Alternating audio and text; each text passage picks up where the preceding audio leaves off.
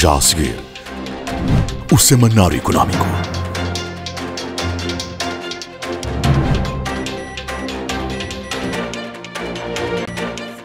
PNI, milhões de braços, uma só força.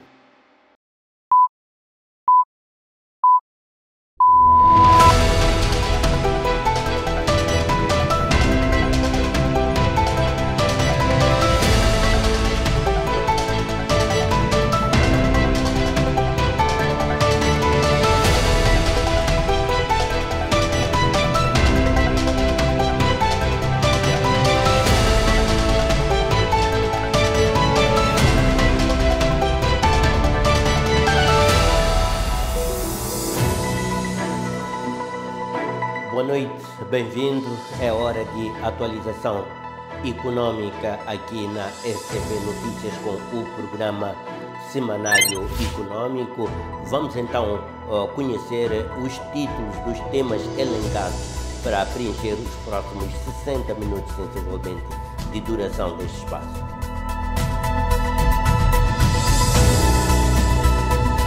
Eskom absorveu 8.319 gigawatts da energia da HCB em 2024, o equivalente a 66% da produção. 50 years now, Eskom and South Africa have been partnering with Cahora Bassa to import power, much needed power, to South Africa. Over the last 50 years, of course, our economy has grown. Proposta de lei de conteúdo local preconiza reserva de fornecimentos e fiscalização e impacto sobre o investimento. Nós acreditamos que não tem de ser a empresa nacional só, mas nós defendemos que se a empresa nacional não tem capacidade, a empresa nacional pode ir buscar uma parceria estratégica para entrar para o mercado. Isso é bastante importante. Eu acho que façamos cair essa lei, vamos regulamentar, incluir esses aspectos de conteúdo local na lei do petróleo, na lei de minas, como está previsto, e depois, na hora da regulamentação, transferimos aspectos específicos, alguns dos quais até podemos extrair daqui, desta lei, e ir fazer um regulamento e matamos esta coisa da agência de conteúdo local, não precisamos. CTA denuncia entraves burocráticos, instabilidade normativa e carga fiscal elevada como fatores que limitam a competitividade empresarial. Há necessidade de definir o limite máximo, em termos percentuais, de todos os impostos e taxas aplicáveis a um operador econômico. FMI alerta para a necessidade urgente de estabilizar contas fiscais e mitigar riscos soberanos. Agora, olhando para o futuro, a questão é que como é que se pode ajustar a tendência, a trajetória fiscal para assegurar a sustentabilidade macroeconômica, até a sustentabilidade da dívida. Edição de 2025 do Ficantom reuniu 45 estudantes de todo o país que apresentaram soluções digitais para alargar o acesso aos serviços financeiros em Moçambique. É por isso que continuaremos a apoiar os jovens a investir em inovação e a criarem espaços onde boas ideias possam crescer e transformar o nosso país. Este é o Semanário Económico.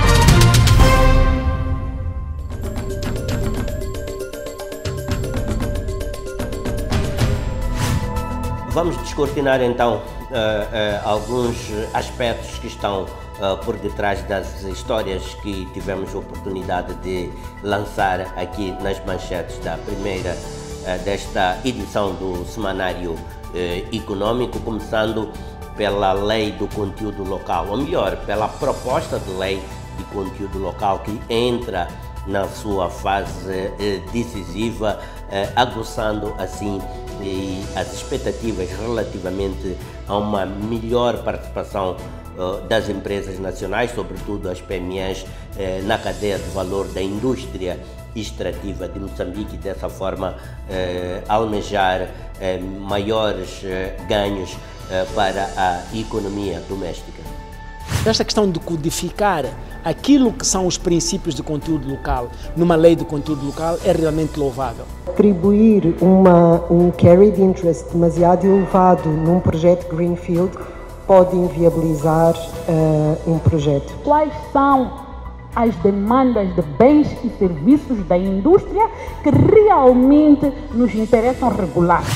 No setor energético, olharemos para a HCB e os desenvolvimentos mais recentes relativamente aos planos da hidroelétrica para fazer uma certa inflexão a partir de 2030 ao direcionar maior proporção da sua produção energética para o consumo interno, numa altura em que ao nível da região cresce a demanda por energia face a fatores como o aumento demográfico que pressiona infraestruturas, meios de produção e também a questão das mudanças climáticas a clamarem por fontes de energia cada vez mais limpas e renováveis, como é o caso da energia fornecida precisamente pela nossa hidroelétrica de Cahora Bassa. Agora, naturalmente, que as partes estão em conversações para ver o que é que vai acontecer depois de 2030. Estamos a considerar que a partir de 2030 pode ser que não se renove o PPA com a África do Sul. No entanto, nós não podemos parar de exportar energia. É justamente por isso que estamos agora com projetos de aumento de capacidade, para garantir que, a partir de 2030, ainda que toda a nossa produção agora já esteja a ser consumida em Moçambique, tenhamos uma produção adicional para continuar a exportar, porque são as exportações que tornam a HCB uma empresa robusta. Para o tema de fundo da presente edição, escalamos o setor logístico para vermos o embrião daquilo que é considerado o protótipo da soberania logística de Moçambique. Trata-se da CFM Logística, que após um ano de criação conseguiu estabelecer bases logísticas importantes em locais estratégicos, como seja o Porto de Pemba e também o Porto de Nacala. Helder Chambal, CEO da CFM Logística, é nosso convidado para a presente edição. É com ele que vamos tentar descortinar a lógica de ação deste braço logístico do Estado para o setor do petróleo e gás. Como é que esta entidade está-se a estruturar, visando não só preencher o seu espaço, mas como também atender às expectativas existentes relativamente aos mecanismos de a economia local poder obter benefícios cada vez maiores e sustentáveis para a economia doméstica. Esta é a proposta do tema de fundo da presente edição, sobre a qual chamamos a sua atenção neste apontamento com o CEO da CFM Logística, Helder Chambal. Comprando ativos, comprando meios, portanto, comprando rebocadores, comprando barcos pilotos, todos eles da última geração, né, para garantir aquilo que é a fidelidade na nossa prestação de serviço, para garantir a qualidade na prestação de serviço e para que os nossos serviços tenham todas as condições para serem aceitos nesta indústria.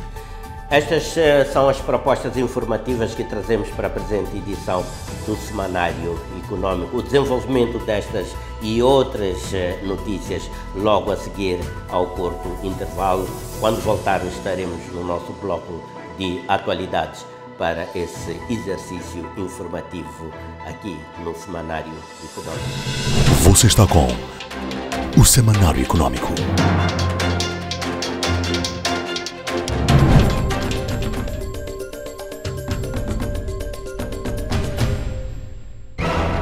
Proposta de lei de conteúdo local gera debate sobre oportunidades e riscos para as PMEs moçambicanas. Está ao rubro o debate sobre a futura lei de conteúdo local. Tudo indica que o processo é mesmo irreversível e após mais de uma década de discussões a vários níveis e setores da estrutura socioeconômica do país, finalmente o país vai mesmo ter uma lei de conteúdo local, olhando para os debates atuais, as sensibilidades que têm sido expostas, tudo indica que também não se trata de uma lei que colhe amplos consensos. Entretanto, ainda bastante matéria controversa, mas o mais importante é que o país deverá mesmo avançar com uma lei de conteúdo local. Entre as inovações ou aspectos mais ambiciosos nesta lei está a proposta de imposição de 40% de participação das empresas locais em estruturas empresariais participantes da cadeia de valor do setor extrativo. A proposta de lei de conteúdo local está atualmente em fase de auscultação pública no âmbito da revisão da legislação dos setores de minas, energia e petróleo. O diploma propõe que empresas com pelo menos 40% de capital moçambicano tenham prioridade no fornecimento de bens e serviços, com cláusulas que impõem exclusividade para bens com 80% de conteúdo nacional. Segundo Florival Mucave, presidente da Câmara de Minas, a proposta é uma resposta às demandas históricas do tecido empresarial moçambicano pela inclusão nos megaprojetos da Bacia do Rovuma. A lei do conteúdo local diz que empresa nacional ou pessoa nacional é aquela que tem 40% de capitais nacionais. Portanto, é muito importante nós entendermos a definição, é a definição de pessoa nacional. O que quer dizer que é uma empresa nacional, a pessoa jurídica nacional. E é aquela que tem 40% de capitais nacionais. Portanto, se existe a obrigatoriedade de participação nacional das empresas nacionais em algumas áreas, falamos, por exemplo, da área de catering, falamos da área de fornecimento de alguns serviços, e nós acreditamos que até aquilo que são os Tier 3 e os Tier 4 deviam ter também esta necessidade, esta obrigatoriedade de participação nacional. Entendemos que não vamos poder de uma só vez participar ao nível da cadeia de valores da indústria, não é possível, não temos capacidade, temos problemas sérios de financiamento das empresas nacionais, este é o calcanhar daqueles que nós temos e temos que lidar com a questão do financiamento das empresas nacionais para elas poderem realmente participar. Nós, hoje em dia, olhamos para a questão do conteúdo local como uma questão da participação dos moçambicanos na economia. Nós achamos que esta questão dos 40%, por exemplo, vem defender a participação dos moçambicanos. Esta empresa que tem 40% de capitais moçambicanos quer dizer que vai ter 60% de capitais estrangeiros. Então, já tem a capacidade técnica para poder participar nos projetos, naquilo que são os requerimentos técnicos dos projetos. Mas nós não podemos continuar a importar amejo, a importar peixe num país que tanto produz de peixe da amejo, por exemplo. É só um exemplo que estou a dar. Portanto, nós temos que olhar para esses aspectos que são muito importantes e darmos alguma primazia e alguma preferência aos moçambicanos e às empresas moçambicanas também para trabalhar. A proposta prevê ainda incentivos à formação, transferência de competências e constituição de joint ventures. Contudo, diversos especialistas alertam para riscos estruturais. A necessidade de parafusos de um projeto sozinho não é uma oportunidade para investir numa fábrica, mas a necessidade de parafusos de todos eles, que a tal demanda comum já dá mais visibilidade sobre a oportunidade de fornecimento deste produto, como a de haver de milhares para esta indústria, e estimula o apetite, sobretudo do empresariado nacional, para investir na indústria, seja só privado ou em parcerias público-privadas. Ouvimos várias vezes durante o dia que o Governo tende a estimular a industrialização e, olhando para estes projetos como âncora e sobre esta lei de conteúdo local, convinha mesmo que tivesse a obrigatoriedade dos projetos declararem as suas necessidades em todas as fases. Outro ponto crítico prende-se com a robustez financeira das PMEs moçambicanas. Sem linhas de créditos adaptadas e garantias bancárias, muitas empresas não conseguirão cumprir os requisitos da nova lei, mesmo com acesso preferencial. A sociedade civil alerta ainda para a possibilidade de surgirem empresas de fachada criadas apenas para cumprir requisitos formais de capital nacional, sem operar de forma efetiva no terreno. Criticam a expectativa de transferência tecnológica em setores de alta complexidade, protegidos por patentes. A obrigação de transferência de tecnologia demonstrar a transferência de tecnologia numa indústria tão tecnológica e tão específica como a indústria petrolífera, protegida por patentes, esperar que se transfira essa tecnologia para o parceiro nacional, eu, se fosse uma empresa estrangeira, jamais aceitaria. Não viria para Moçambique se eu tivesse uma imposição destas. Isto, além de retrair o investimento, não resulta em ganhos nenhuns, porque não são as empresas moçambicanas que vão andar a fazer válvulas específicas, equipamentos de insulation. Não vamos fazer, não temos know-how para isso. Nós não precisamos de lei de conteúdo local, e a primeira justificação foi trazida que as questões de conteúdo local estavam avulsas, então precisávamos de colocar numa lei apenas. E nós estamos a excluir o setor mineiro, que vai ser regulado através da lei de Minas. Então, se o conteúdo local no setor mineiro pode ser regulado pela lei de Minas, então o conteúdo local no setor petrolífero também pode ser regulado pela lei do petróleo e depois transferido para regulamentos específicos, onde vem lá detalhadas questões muito concretas de como é que esse conteúdo local se concretiza. Sublinham ainda os custos elevados de certificação que podem excluir PMEs do mercado por falta de capital e capacidades técnicas. A certificação é necessária, sim, mas uma certificação feita por essas 4 ou 5 empresas que fazem certificação em Moçambique custa caro. E a questão é, como é que as empresas que querem ter uma oportunidade de prestar serviços nesta indústria, que é uma indústria exigente, é verdade, como é que vão ver esta certificação? Reparem, por exemplo, que uma certificação, por exemplo, para as normas standardizadas, custa cerca de $50.000. Para uma empresa que se calhar só fatura isso por ano e que é uma empresa, uma PME, que se calhar merece estas oportunidades dentro de um panorama de conteúdo nacional ou local, pode não conseguir fazer esse esforço. Além disso, coloca-se dúvida sobre a aplicabilidade da nova lei aos projetos da Bacia do Rovuma, já protegido por decretos especiais desde 2014. A proposta não esclarece se esses regimes serão revogados ou adaptados à nova legislação. É sempre uma mais-valia, temos que começar de algum lugar. Depois podemos ter o debate que talvez seja até mais acadêmico sobre qual é que é a percentagem. Nós sabemos que atualmente algumas indústrias consideram acima de 50%, começa de 51%. Ao nível da lei está-se considera, desta versão da proposta de lei está-se considera 40%.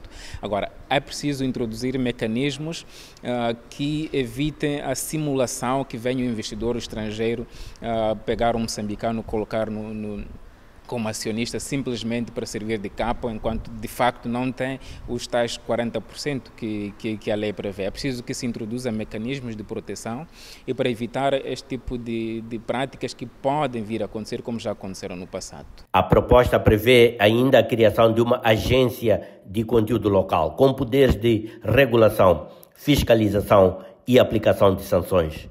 Para os defensores da lei, essa agência será central para garantir transparência, conformidade e eficácia do novo regime. Apesar de ausência de consensos, a proposta representa um passo estratégico para industrializar o país a partir da cadeia de valor dos recursos naturais. O sucesso, contudo, dependerá de ajustes legislativos, mecanismos de apoio às PMEs e clareza nas regras de jogo para investidores. 11º Conselho de Monitoria reforça a exigência por estabilidade fiscal, revisão legislativa e acesso a divisas para dinamizar a economia. O 11º Conselho de Monitoria de Ambiente de Negócios, evento realizado na última semana em Maputo, voltou a evidenciar as fricções entre o executivo e o setor privado em torno da urgência de reformas estruturais e o desbloqueio do potencial econômico do país. A CTA reivindicou medidas imediatas para melhorar o ambiente de negócios, enquanto que o governo assegurou que já está em curso um pacote de iniciativas para dar respostas aos principais entraves ao ambiente de negócios até agora identificados, quer pelo próprio governo, quer também pelo setor privado. Reunidos em Maputo, representantes do governo e do setor privado participaram do 11º Conselho de Monitoria de Ambiente e Negócios para debater os desafios e soluções para o ambiente empresarial nacional. O presidente da CTA, Álvaro Massing, afirmou que o país atravessa um momento crítico que exige reformas estruturantes, coragem políticas e decisões estratégicas. Inclusão efetiva dos parceiros da CTA e das associações empresariais na versão final das propostas legislativas com impacto na atividade econômica, assegurando que as contribuições do setor privado sejam consideradas e refletidas nas leis aprovadas e publicadas. Evitar a aprovação de legislação com impacto fiscal ou financeiro sem consulta prévia ao setor privado, garantindo previsibilidade, segurança jurídica e sustentabilidade na implementação das medidas. Cada reforma deve estar acompanhada de uma matriz clara, com metas, prazos responsáveis e mecanismos de monitoria e responsabilização por atrasos e bloqueios. Entre as principais reivindicações do setor privado, destacam-se a revisão integrada dos regimes fiscais IRPC, IRPS e SPC, com um teto máximo para impostos e taxas. A extensão do regime especial de 10% do RPC para o setor agrícola até 2035. A revisão do regulamento de procurement público. A suspensão do novo imposto sobre o consumo específico.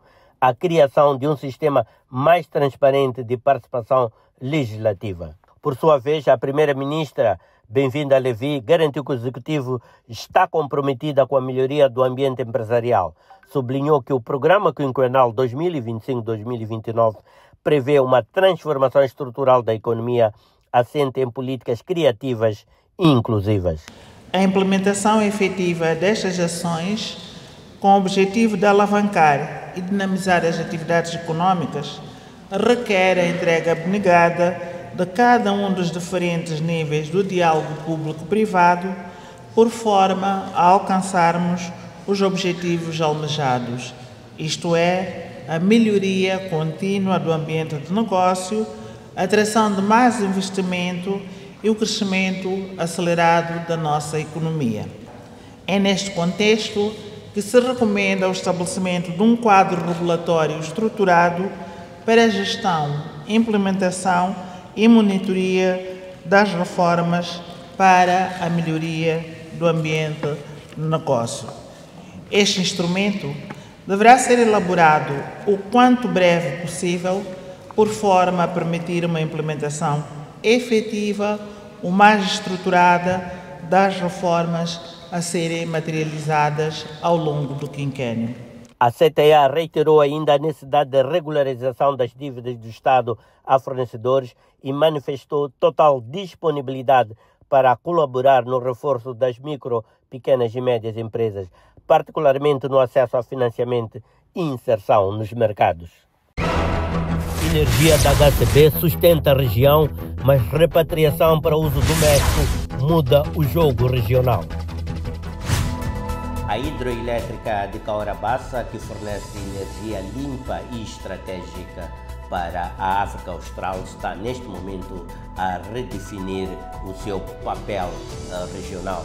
Embora 66% da energia da HCB seja absorvida pela Eskom da África do Sul, Moçambique deu sinais de que até 2050 parte substancial dessa energia será repatriada para o consumo interno, numa viragem que poderá reconfigurar a qualidade e o posicionamento da HCB no equilíbrio energético, quer do ponto de vista interno, quer do ponto de vista regional. Do coração da província de Tete, em Moçambique, nasce a energia que alimenta economias e populações em toda a África Austral. A hidroelétrica de Cahora Bassa, com mais de 50 anos de existência, consolidou-se como pilar energético regional. Só em 2024 exportou mais de 9.000 gigawatts, com destaque para 8.300 gigawatts adquiridos pela sul-africana Eskom, que representa 66% da produção da central hidroelétrica. No entanto, com o fim do contrato com a Eskom previsto para 2030, Moçambique sinalizou que pretende repatriar essa energia para satisfazer a crescente demanda interna como parte da estratégia de transição energética até 2050. Agora, naturalmente, que as partes estão em conversações para ver o que é que vai acontecer depois de 2030. Estamos a considerar que a partir de 2030 pode ser que não se renove o PPA com a África do Sul. No entanto, nós não podemos parar de exportar energia. É justamente por isso que estamos agora com projetos de aumento de capacidade, para garantir que, a partir de 2030, ainda que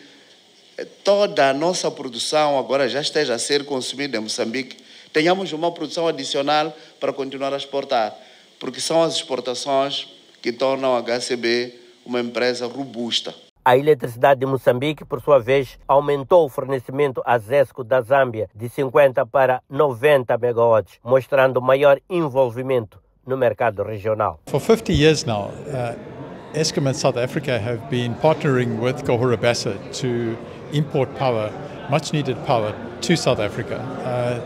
Over the last 50 years, of course, our economy has grown and our population has grown a lot, and that has needed a lot of electricity.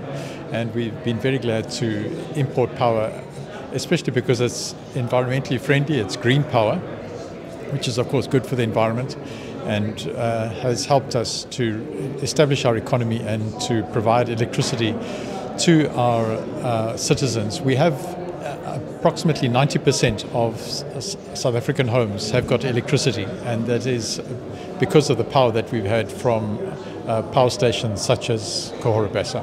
As exportações da HCB renderam mais de 431 milhões de dólares em 2024, reforçando as reservas cambiais moçambicanas e contribuindo para a estabilidade macroeconômica. Mas o desafio à frente é de transição e adaptação. Ernst Banda, da ZESCO, destacou que em 2024, devido à seca, a Zâmbia viu a sua produção cair de 800 gigawatts para menos de 400 gigawatts. Nessa conjuntura, a energia proveniente de Cahora Bassa foi essencial. It is the participation of HCB in the Southern African power pool market. As a supplier of energy, HCB is a critical stakeholder and indeed partner to ZESCO. We have the possibility of picking supplies out of Mozambique because HCB is an active member in that market. So we would encourage HCB to continue looking at means and ways of increasing its footprint within the market, and that will only help not only HCB but indeed the entire sub-region as well. Zambia will be benefiting from that position. Frente aos desafios das alterações climáticas e da industrialização emergente, como centro de dados e a economia do hidrogênio na África do Sul, a HCB planeia diversificar a sua matriz energética. A meta é, até 2034, atingir 4.000 megawatts de capacidade instalada, com recurso a fontes solares e eólicas. Tanto a ZESCO quanto a Eskom sublinham a importância de fortalecer a cooperação energética através do Southern African Power Pool. O objetivo, garantir segurança energética, atrair investimentos sustentáveis e potenciar uma transição energética regional coordenada. It is important to relook at how water harvesting can reinforce the position in terms of hydro energy security by being able to harvest waters that would normally not come into the Zambezi River to be part of the electricity generation at Kariba at HCB and indeed the new projects that are coming up, Pandankoa being one of those. I think that the most important thing is good cooperation and making sure that from an investor point of view that we are giving the investors a good return, that we are, I say, investor grade. We must attract investment by making sure that we pay our bills as utilities to each other and that we repay the loans, etc. Then we will get confidence going and we'll see the growth come through, I'm sure. A HCB emerge assim como mais do que uma barragem. É um símbolo de integração regional, motor de desenvolvimento e peça-chave na arquitetura energética do continente. Os próximos anos serão decisivos para equilibrar a vocação exportadora e a ambição doméstica de um país que quer iluminar o seu próprio caminho sem desligar os vizinhos. FMI e PNUD alertam para limites fiscais e sustentabilidade da dívida em Moçambique. O Fundo Monetário Internacional, FMI, e o Programa das Nações Unidas para o Desenvolvimento, PNUD, defendem a necessidade de um ajuste estratégico nas finanças públicas moçambicanas, alertando para os riscos do endividamento e para a necessidade de consolidar a base fiscal do país. As advertências foram feitas durante a reunião nacional de planificação, um evento organizado pelo Ministério da Planificação e Desenvolvimento, MPD, que teve como propósito preparar o plano econômico, social e orçamento do Estado para 2026, para além de outras matérias relativas às projeções de crescimento econômico do país nos próximos anos. A proposta do Plano Econômico e Social PESOE 2026, centrada em grandes investimentos em infraestruturas, mereceu críticas cautelosas por parte dos parceiros internacionais de desenvolvimento, que sublinham os riscos de expandir despesas sem respaldo orçamental realista. Segundo o representante residente do FMI em Moçambique, Olamide Harrison, a trajetória fiscal do país após 2022 revelou-se frágil devido à subida das taxas de juros internacionais e ao fecho dos mercados externos, o que obrigou o governo a recorrer ao financiamento doméstico com custos elevados. Nós queremos que o setor privado seja o motor do crescimento econômico. Também precisa-se de uma situação estável a nível das contas fiscais e dos riscos soberanos. Por isso nós estamos aqui para contribuir para o discurso no que diz respeito à configuração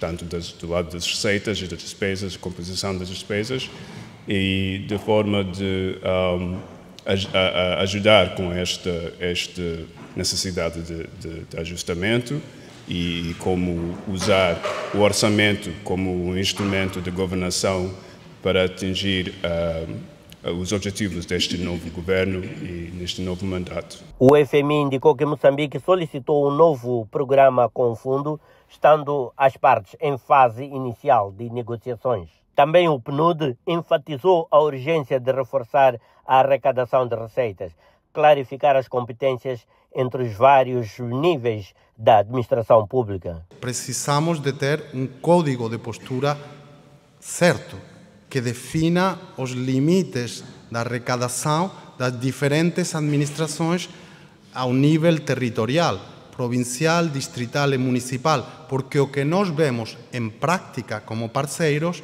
é que falta esse alinhamento, essa coordenação, sobretudo em diferenciar claramente quais são as competências em matéria de arrecadação de um nível, do outro e do outro. Para os parceiros internacionais, a eficácia da execução do PESOE depende não só do volume de recursos, mas também de uma governação financeira sólida, com metas orçamentais alinhadas a capacidade real do Estado e mecanismos de monitoria mais eficazes. O FMI e o PNUD defendem que o investimento público deve estar articulado com o planeamento do setor privado, promovendo um modelo de desenvolvimento local que torne os territórios atores efetivos da economia. Nós apresentarmos a disponibilidade de recursos para apoiar o governo de Moçambique e neste processo de traçar e definir estes os recursos disponíveis para comunicá-los, para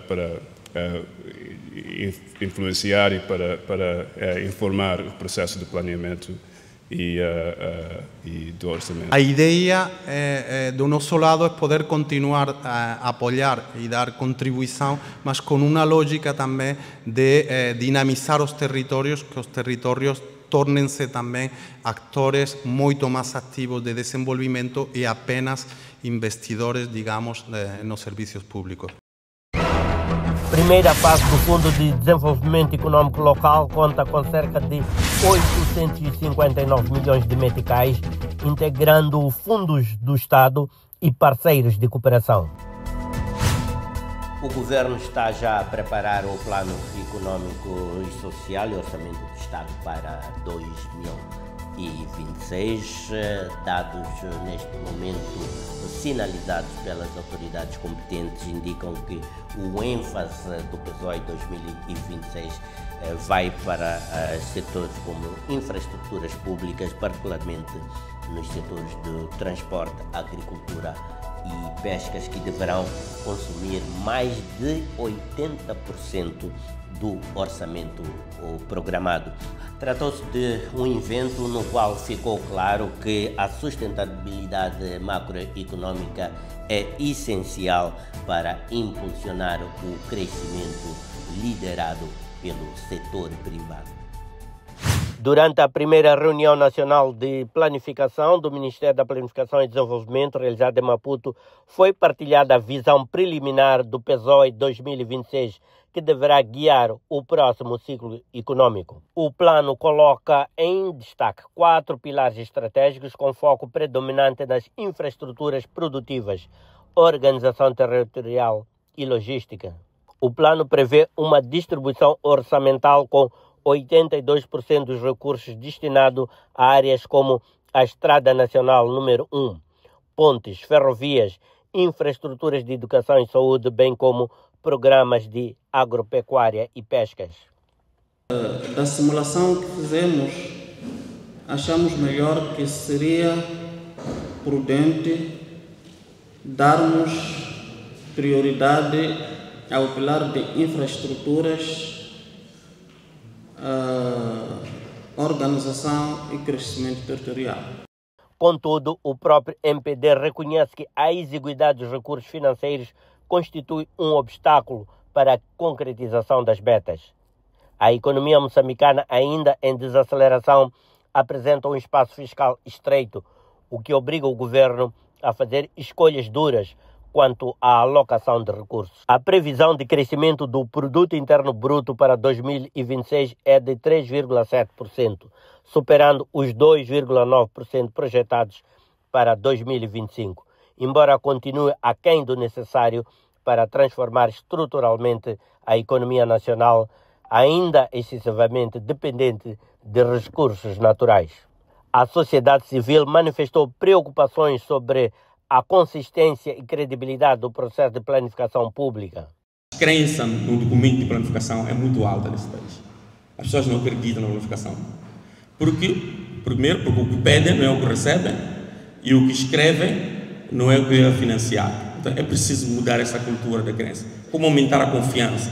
Se não houver confiança no documento de planificação, é muito difícil que as pessoas possam acompanhar a visão do país. Não é? E o problema não é o investimento em infraestrutura, o problema é se são as infraestruturas necessárias. Como é que essas infraestruturas têm um valor agregado à economia e ao desenvolvimento.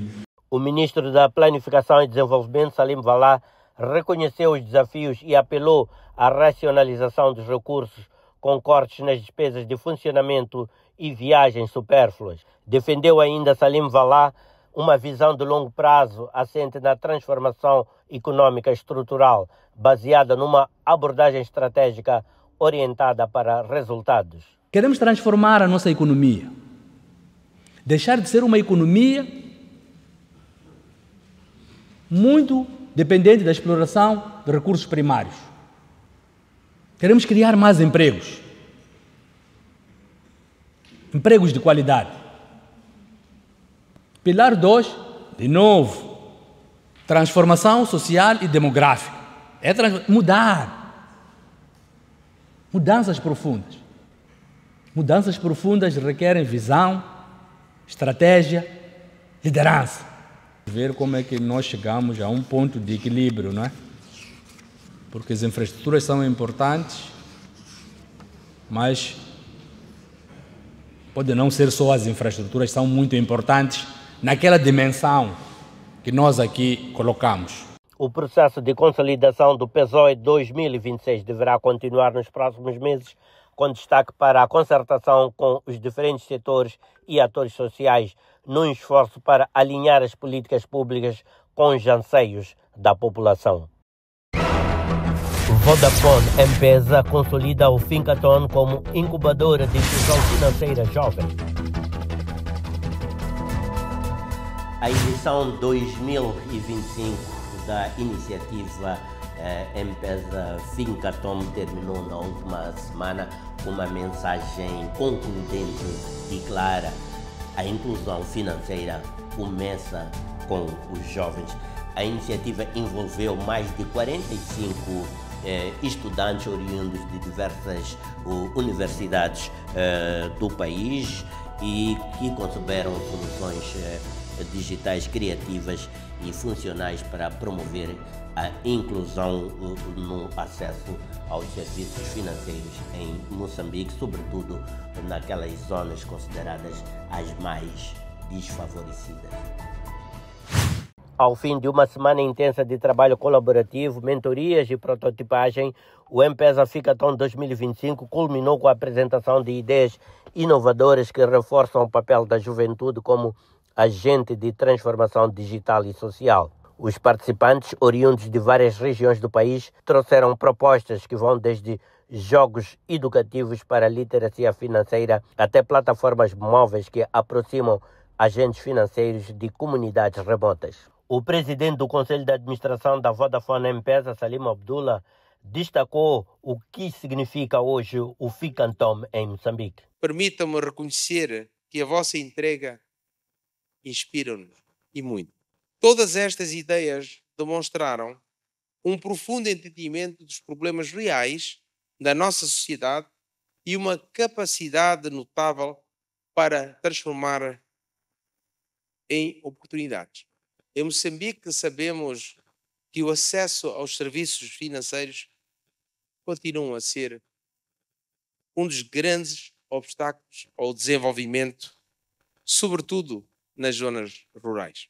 Além de promover soluções tecnológicas, o Finkaton tem servido como plataforma de desenvolvimento humano, conectando jovens talentos com o ecossistema financeiro digital e promovendo o empreendedorismo de base tecnológica. A iniciativa contou com parcerias estratégicas, incluindo o projeto FSD Moçambique, M-Pesa África, Fintech MZ, GSMA, GIS, bem como o envolvimento ativo de universidades, professores, mentores e atores institucionais relevantes. Na Vodafone M-Pesa, acreditamos que a inclusão financeira se consolida por meio das pessoas. Pessoas como nós, como vocês estão aqui, que no seu dia a dia identificam desafios e os transformam em oportunidades. É por isso que continuaremos a apoiar os jovens a investir em inovação e a criarem espaços onde boas ideias possam crescer e transformar o nosso país. Apesar de avanços registrados na digitalização e na expansão de serviços móveis, ainda há milhões de moçambicanos excluídos do sistema financeiro. O Finkaton não termina com a entrega de prémios, representa uma etapa de um percurso mais largo em que os jovens são chamados a liderar a transformação digital com impacto local, regional e global. Mais do que prémios, esta experiência deixa-nos uma missão conjunta de continuarmos a inovar, continuar a questionar o status quo e a continuar a construir soluções que transformam a vida dos moçambicanos com efeito para a região e para o mundo também. Uma plataforma que une a juventude, como vocês aqui estão hoje, com conhecimento e tecnologia, com um único objetivo: o de garantir que todos, independentemente da sua localização ou condição, tenham acesso a serviços financeiros seguros, acessíveis e úteis. Encerramos este bloco mais informativo, mais noticioso aqui no Semanário Econômico. Vamos observar uma breve pausa, mas a nossa escalada informativa prossegue. Logo a seguir estaremos no tema de fundo, em entrevista estratégica com o CEO da CFM Logistics, Elder Chambal, com o qual vamos descortinar os propósitos desta abordagem do Estado para o setor logístico afeto à indústria do petróleo e gás. Isto depois de um curto intervalo já a seguir. Até já. Este é o Semanário Econômico.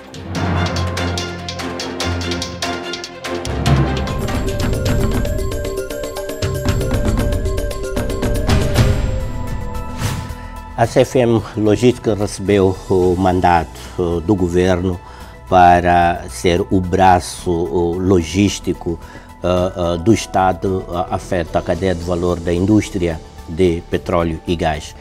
Há algumas semanas nos referimos em termos mais abrangentes e estratégicos sobre esse contexto, numa indústria que está perfilada para ser estruturante e impulsionadora de um crescimento rápido e sustentável em Moçambique, que é a indústria extrativa, particularmente a indústria do petróleo e gás. Vamos tentar perceber de que forma é que a CFM Logística vai operacionalizar esse mandato e como é que esse mandato efetivamente vai se repercutir em ganhos de eficiência, ganhos de valor para o setor energético nacional, a domesticação do petróleo e gás e mesmo a consolidação da indústria logística nacional.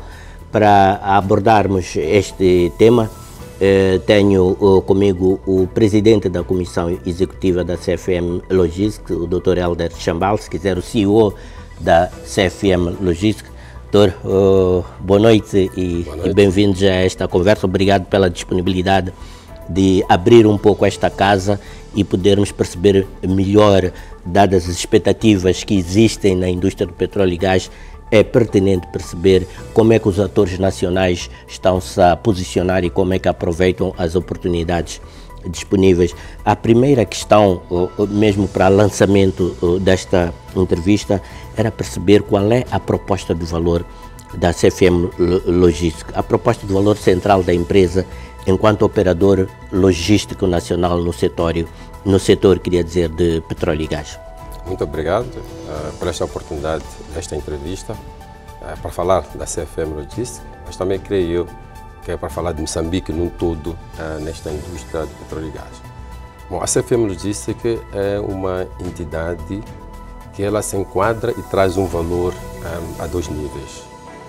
Num primeiro nível, como uma entidade que se apresenta para fazer logística, para fazer infraestruturas e para fazer serviços. Portanto, para fazer negócio e para garantir que aquilo que a indústria do petróleo e gás oferece a este país, nós possamos também capitalizar e tirar vantagem como Moçambique.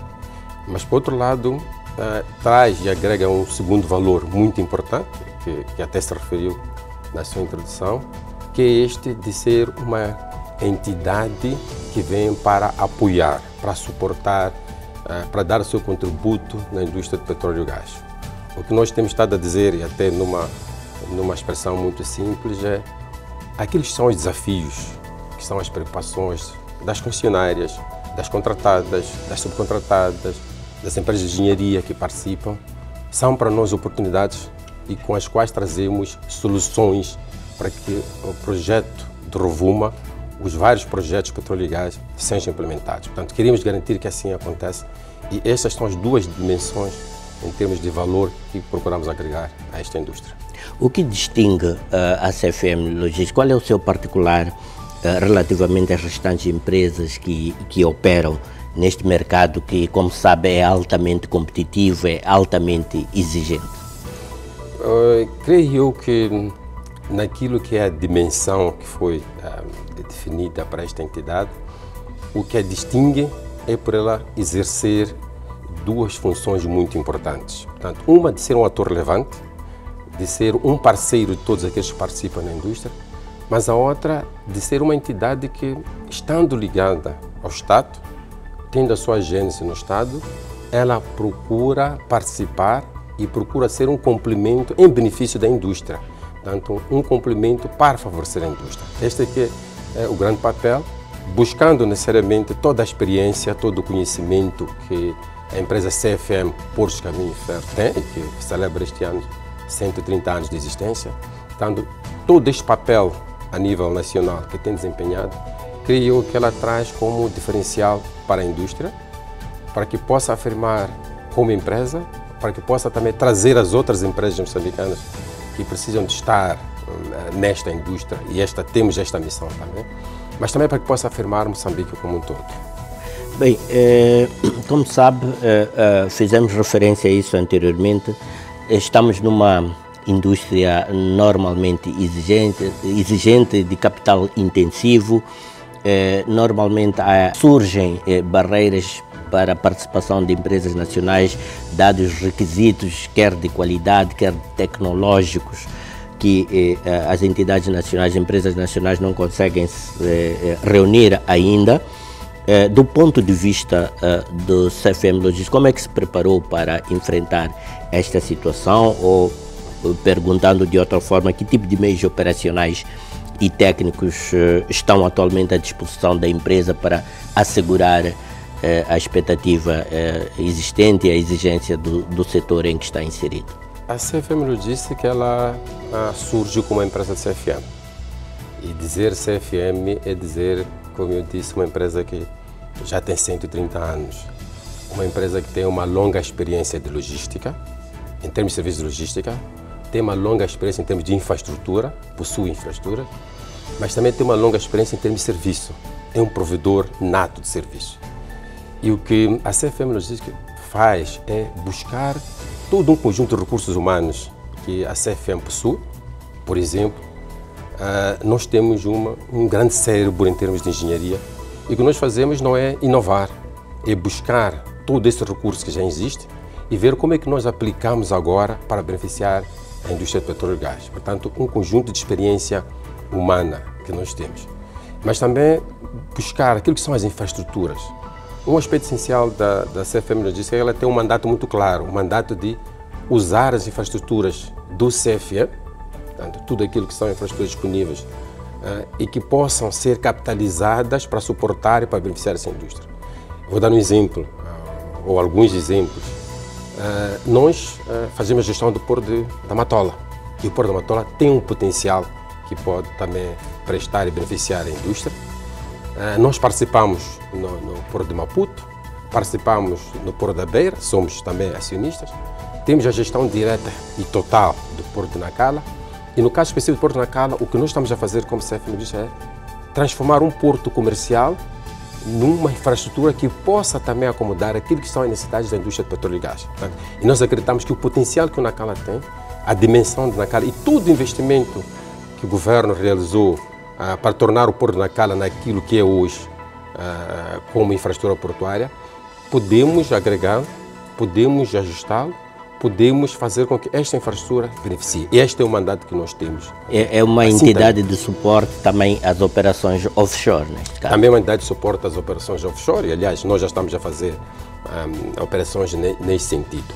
Mas também um outro elemento fundamental é que nós somos, como CFM, um provedor nato de serviços. Nós fazemos serviços. E o que nós queremos oferecer a essa indústria é serviços. Serviços que eles precisam, que necessitam e que nós sabemos Como fazer. é que garante qualidade e fiabilidade desse serviço? Garantimos qualidade e fiabilidade, primeiro pelo ativo humano. Como eu disse, nós temos quadros, temos técnicos com muita experiência, muito conhecimento. Segundo, pelos meios, né? Passando a infraestrutura também pelos meios.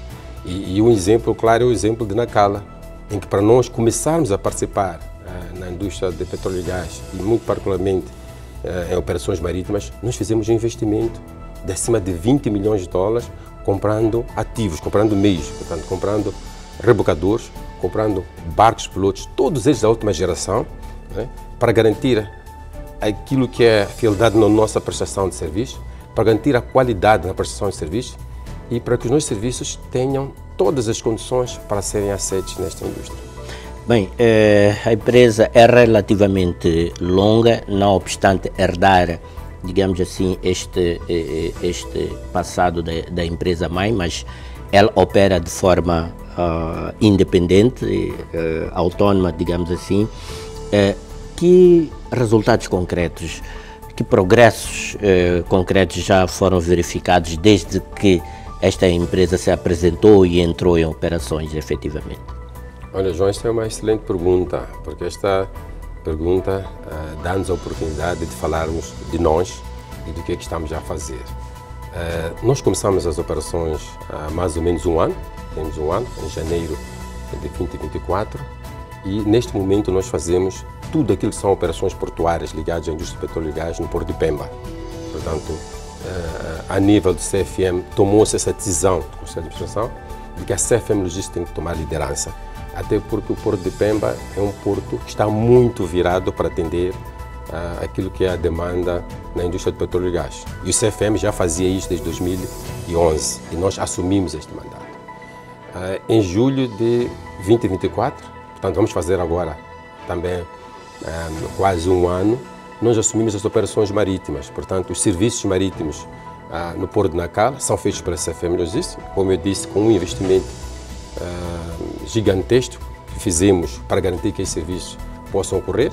E hoje, quando nós conversamos com os atores da indústria de petróleo e gás, nós dizemos: se querem ir para Nacala, vão encontrar serviços de qualidade. Se querem ir para Nacala, vão encontrar meios ultramodernos, que todos eles são pilotados por moçambicanos. Portanto, temos lá uma equipa formada. Nós agora, muito brevemente, assumimos um grande desafio da nossa casa-mãe, CFM, que é de manter a soberania no serviço marítimo em Pemba. E a CFM disse, mais uma vez foi chamada e nós vamos iniciar agora com um rebocador a prestar serviços marítimos. O que nós queremos é que nesta região do país, na Baía de Pemba em particular, os nossos clientes não tenham preocupações. Temos algumas preocupações agora, mas queremos que essas preocupações terminem e queremos que, à medida que os projetos vão avançando, vão sendo implementados em toda a região da Bacia do Rovuma, nós estejamos lá para prestar serviço. Portanto, estes são exemplos muito claros. Mas também apostamos muito na formação, porque esta é uma indústria em que é preciso saber fazer, é preciso ter conhecimento. E neste âmbito, nós celebramos um acordo em que está envolvida a Câmara de Comércio Moçambique-França e também as Ilhas Reunião, em que nós vamos ter técnicos nossos a deslocar-se para a Reunião para uma formação e vamos ter também técnicos ligados às diversas áreas de logística da Reunião a visitarem Moçambique também para a formação. Portanto, este é um investimento que estamos a fazer, a pensar sempre num serviço de qualidade e a mostrar e demonstrar aos nossos parceiros, aos nossos clientes, que temos a capacidade de ser a entidade para cumprir o mandato que nos foi conferido. A CFM Logística nasce já num ponto alto, já com exigências elevadas, e o que cria naturalmente expectativas. Falando particularmente para o seu mercado, que planos é que existem de expansão neste momento, ou ainda é prematuro falar de expansão? Faço essa pergunta porque está num setor bastante dinâmico e extremamente evolutivo. Depreendo que a empresa precisará de acompanhar este dinamismo. Eu devo dizer que, da mesma forma que nos foi dada esta ambição de sermos uma empresa que representa Moçambique nesta indústria, ao lado das várias outras empresas moçambicanas, naturalmente, nós também ganhamos a ambição de querer fazer aquilo que achamos que somos capazes de fazer e beneficiar a indústria, mas também aquilo que os nossos clientes solicitam.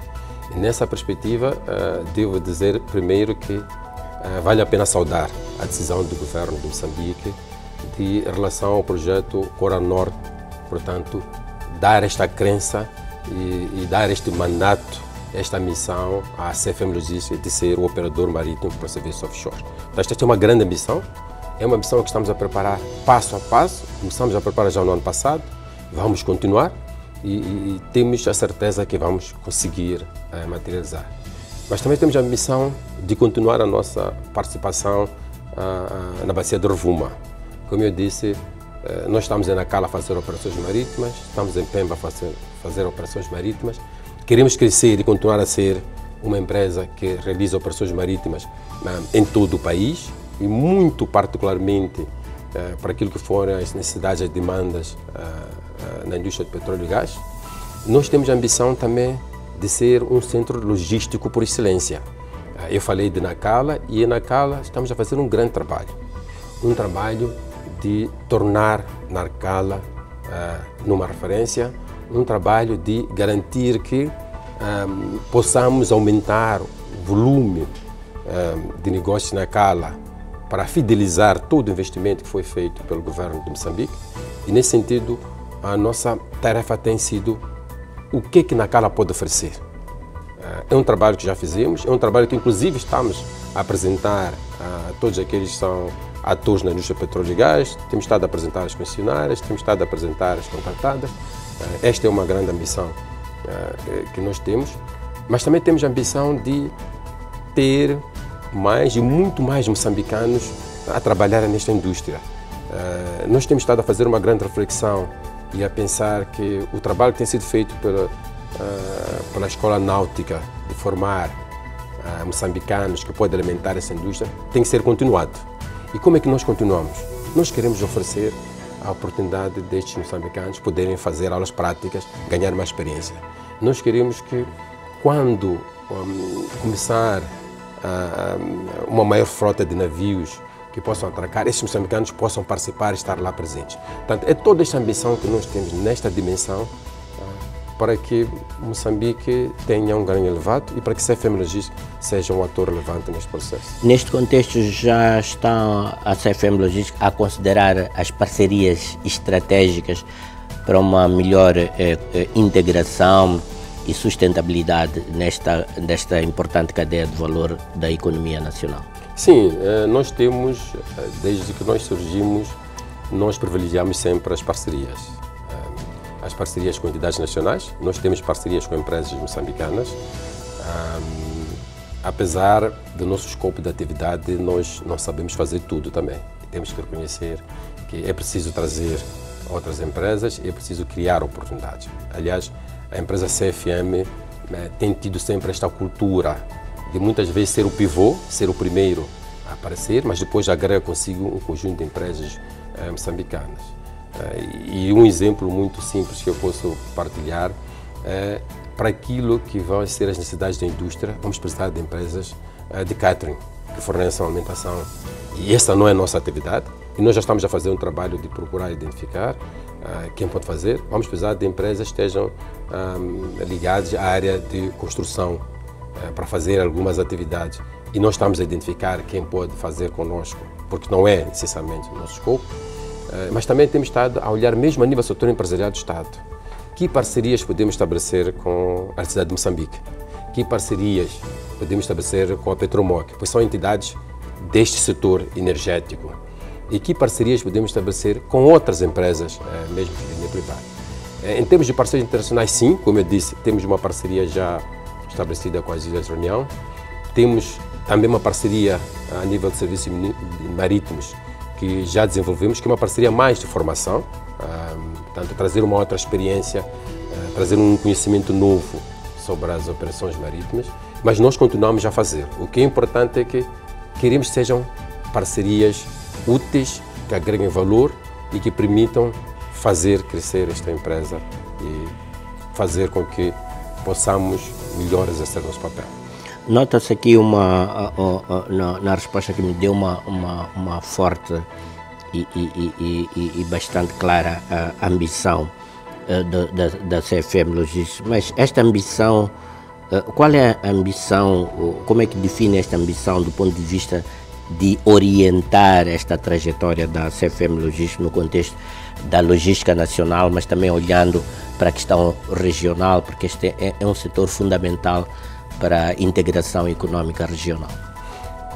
Nós olhamos dizendo de uma forma muito objetiva a seguinte: a nossa ambição e a nossa visão é que a CFM Logística seja uma empresa de referência na logística de petróleo e gás. Não queremos ser os únicos, não pensamos que devemos liderar, mas temos que ser uma referência, temos que estar lá, temos que exercer um papel fundamental, um papel que seja incontornável, mas acima de tudo temos também trazer os vários outros atores nesta indústria, com uma mensagem muito clara, que é fazer com que todos aqueles que estão a investir na indústria de petróleo e gás concretizem os seus objetivos. Fazer com que a indústria de petróleo e gás seja uma realidade de Moçambique. E para que isso seja, nós precisamos desempenhar o papel de entidade com uma visão de referência, de uma entidade que é pivô, de uma entidade que agrega outras empresas moçambicanas e que juntos procuramos alcançar o objetivo de termos uma indústria que beneficia Moçambique, beneficia moçambicanos. E que valores institucionais é que sustentam a forma como a CFM se posiciona perante clientes, parceiros e também até perante o próprio Estado? Primeiro, muito importante, que fui repetindo, é mostrar aos nossos parceiros que nós temos conhecimento.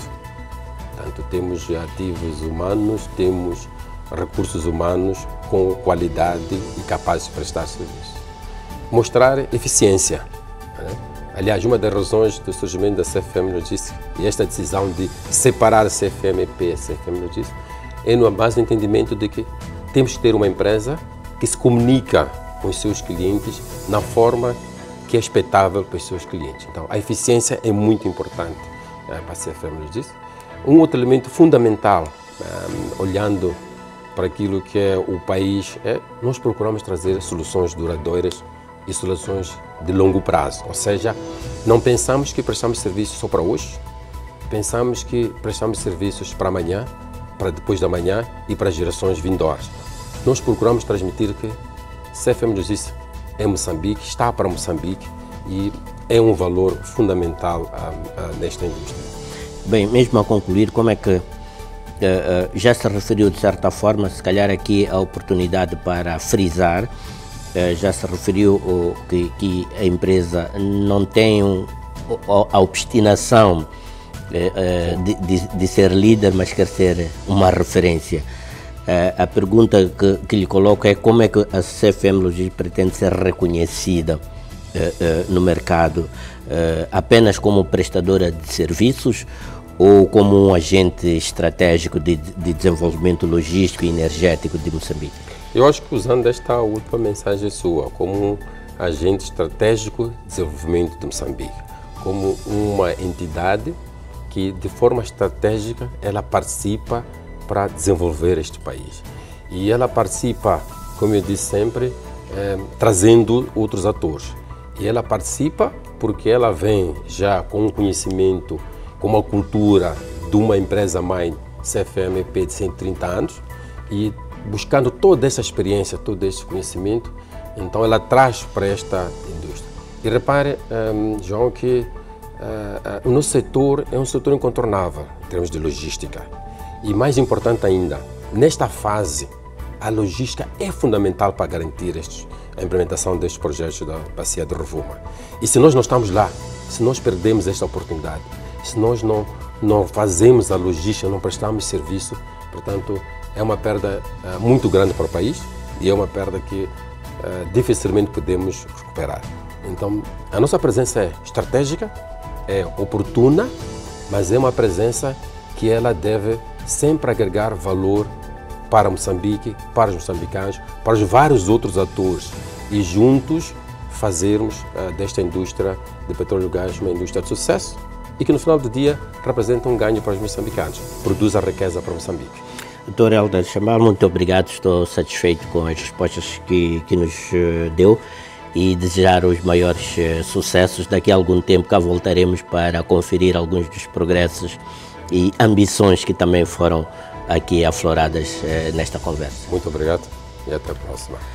Ficamos aqui então relativamente a este tema de fundo, como sempre acontece nesta altura, puxamos uma breve pausa, retomamos logo a seguir.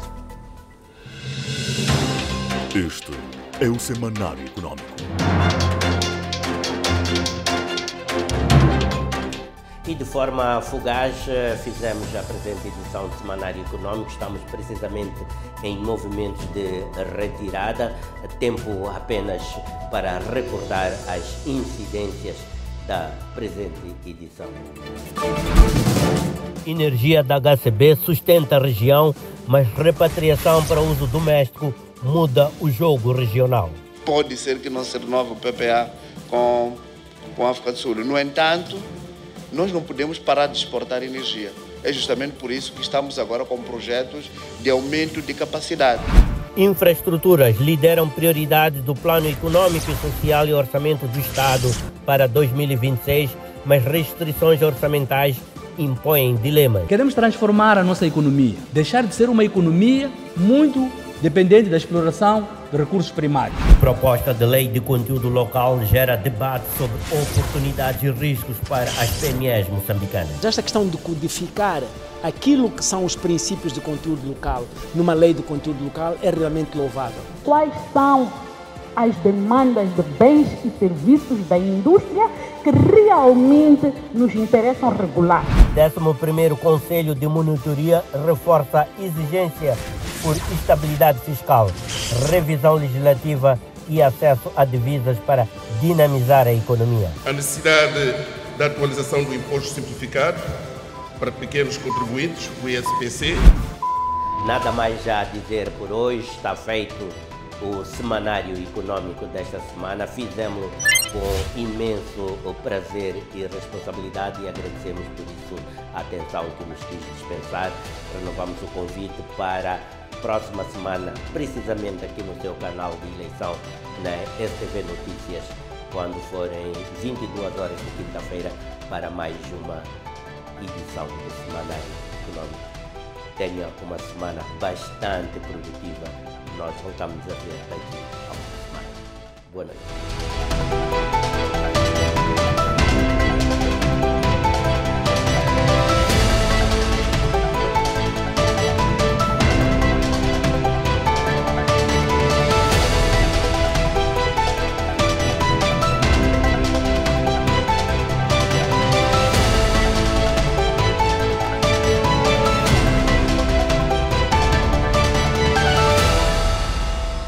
Passa 50 anos.